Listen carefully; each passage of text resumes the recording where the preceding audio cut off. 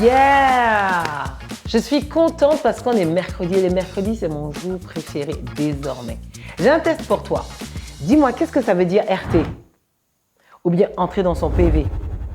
Ou lui écrire en DM? Tu connais pas, non? Tu es largué, avoue-le. C'est ça.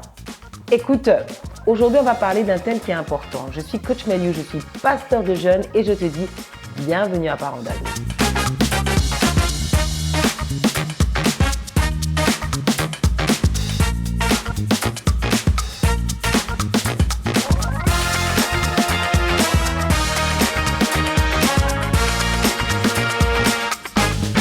Alors, chers parents, aujourd'hui, notre thème, c'est entre dans son monde.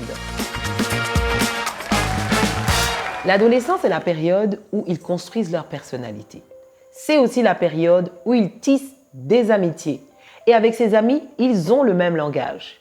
Ils ont la même façon de s'habiller, ils fréquentent les mêmes endroits, ils se retrouvent sur Internet, ils se retrouvent à l'école. Ils sont souvent plus en contact avec leurs amis qu'avec leur propre famille. Alors si leur langage t'est un peu étranger et qu'il y a des mots que tu ne comprends pas, il n'y a rien d'étonnant. Les amis occupent une très grande place dans leur vie. Et les amis déterminent aussi leurs influences. C'est pourquoi, chers parents, nous devons nous impliquer dans leurs amitiés. On a l'obligation de savoir qui sont leurs amis. Parce qu'il va à l'école, il te raconte, enfin si vous parlez, il vous raconte « Ah, mais j'ai fait telle chose avec telle personne, ah, il s'est passé telle chose avec telle personne », mais tu ne sais pas du tout de qui il s'agit. Quand il te parle d'une personne X ou d'une personne Y, tu n'as aucune idée de qui il s'agit. Je vais te donner quelques topos. La première chose, c'est d'avoir des discussions courantes sur leurs amis. Ah, qu'est-ce qui s'est passé à l'école? Ah, aujourd'hui, tu as vu qui? Ah, mais c'est qui ton voisin? Ah oui, ok. Ah, mais lui, qu'est-ce qui s'est passé? Et c'est là que tu te rends compte qu'il y a un de ses potes, lui, il est tout le temps collé. On l'a souvent, mis à la porte. Il a souvent des mises à pied.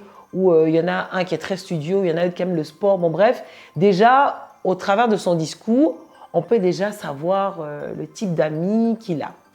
Ça, c'était le premier point. Le deuxième point, nous devons trouver le moyen de rencontrer leurs amis, de les connaître.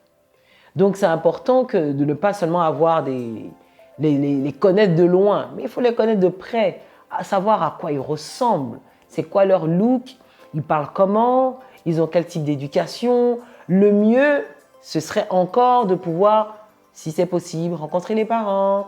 Quand un jour on va le déposer, qu'il va faire ses devoirs, c'est saluer un peu les parents, pour voir un peu dans quel environnement de vie est son ami.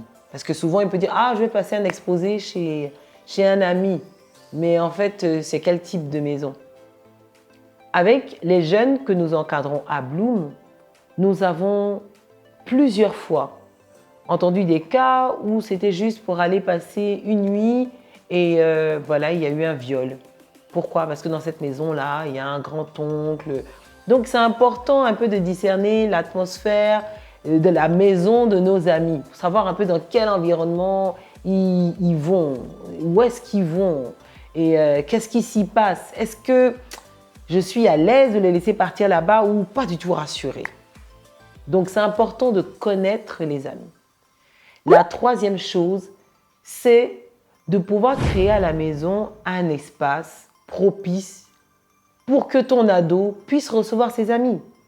Quand dans une maison, on a le salon, on a la salle à manger et que quand les amis arrivent, ils doivent s'asseoir dans le salon à côté des parents, bon, les gars ne vont jamais causer. Ils sont là et ils voient que c'est un peu bizarre. Les gars préfèrent aller causer dans la rue. Ou alors, ils sont obligés d'aller causer dans la chambre. Ou alors, c'est pas trop intéressant. Donc, quelquefois, c'est vrai, peut-être que la chambre, c'est une chambre salon ou je ne sais pas. Mais quand il vient avec ses amis, discrètement, vous leur laissez le salon. C'est pas comme si, ah, mais c'est mon salon, hein, c'est les enfants qui doivent se débrouiller. Non, de temps en temps, tu leur laisses le salon et puis tu vas dans une pièce à côté, juste pour que les amis se sentent à l'aise, ils se sentent vraiment bien accueillis. Donc, effectivement, ça veut dire qu'il faut quand même donner un certain accueil. C'est pas vous la c'est à qui? Ah, tu es venu encore. D'accord. En tout cas, j'espère que tu as parti tôt aujourd'hui. Voilà, ce genre d'accueil-là, bon, c'est un peu bizarre. Il est important pour nous que nous soyons en contact avec leurs amis et un bon contact. Faut pas qu'on dise ta maman elle ennuie ou bien ton papa il est bizarre. Non, on doit donner un bon feeling en fait aux amis. Et enfin pour le dernier point, nous allons lire un verset. Qu'est-ce que la Bible nous dit? Dans Proverbe 18 au verset 24, celui qui a beaucoup d'amis les a pour son malheur.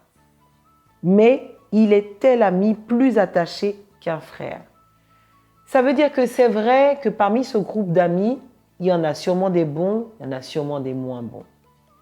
Dans ce groupe d'amis, il est important que nous discernions qui est qui. Ce verset nous dit que tu as beaucoup d'amis, c'est pour ton malheur, mais un ami, c'est comme un frère. Ça veut dire que parmi les amis qu'il a, il a un frère. Il est important pour nous de pouvoir prier pour leurs amis. Je me rappelle que mon fils, quand il était en classe de, je crois, CM1, CM2, il avait un gars dans sa classe qui était très violent, toujours, il donnait des coups. Et puis à chaque fois, il me disait, ah mais maman, celui-là, il est trop bizarre, il dit des gros mots, il donne des coups, tout ça. Vraiment, lui, il n'aime pas. Je lui ai dit, non, tu sais quoi, on va prier pour lui. Et maintenant, tous les soirs, on priait pour lui. C'était un petit Libanais, il s'appelait Mohamed. On priait pour lui. Et à un moment, au bout de quelques mois, il a dit, ah maman, je m'entends trop bien avec Mohamed, il est trop gentil. Je dis, pourquoi? Il me dit, non, tu sais, maman, il a changé. J'ai dit, tu vois, c'est ta prière. Donc souvent, on a des amis qu'on voit de nos enfants qu'on peut facilement rejeter. Tu vois le petit, il a des cheveux bizarres, il a l'allure de drogué, il sent pas bon. C'est-à-dire que quand tu vois le petit, même quand on dit en Côte d'Ivoire, il chauffe que, tu vois le petit, là, déjà même, tu n'as pas confiance. Mais très souvent, ce petit a plus de facilité à venir chez vous parce qu'il se sent mieux chez vous peut-être que chez lui. Et quand on voit un jeune qui est en détresse, c'est pas de dire « j'ai discerné, celui-là c'est un bandit, tu ne dois pas le fréquenter ». Ça peut arriver. Mais il est important qu'en tant que cœur de parent, de voir « je sens que le petit se sent mal.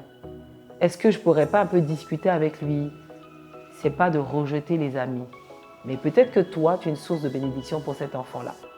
Peut-être qu'avec ses parents, ce n'est pas facile de parler, mais avec toi, il pourrait parler. Peut-être qu'il se sent mal dans sa maison, mais chez toi, il se sent mieux. C'est une occasion pour toi de partager l'amour de Dieu. Alors nous allons prier. Merci Seigneur Jésus. Merci pour nos enfants que tu conduis, que tu bénis. Merci parce que tu leur donnes d'avoir des amitiés qui sont des connexions divines. Des personnes qui leur donnent d'avancer, d'aller plus loin dans leur destinée. Merci parce que tu éloignes d'eux des envoyés de l'ennemi, des personnes qui sont là pour les détourner du bon chemin et les emmener à faire des choses qui sont ignobles, des choses qui sont mauvaises.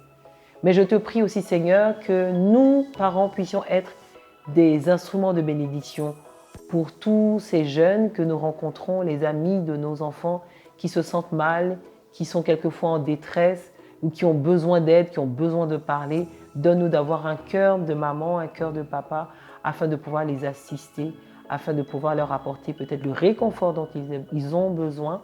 Merci Père pour ta grâce dans nos maisons, au nom puissant de Jésus. La prière est une arme puissante. Tu changes ta maison par la prière. Tu changes l'environnement de tes enfants par la prière. Tu peux même changer les résultats scolaires de tes enfants par la prière. Alors ne te lasse jamais de prier. Tu peux nous laisser un message, un petit pouce, un commentaire ou même un sujet de prière au numéro qui s'affiche. Dieu te bénisse.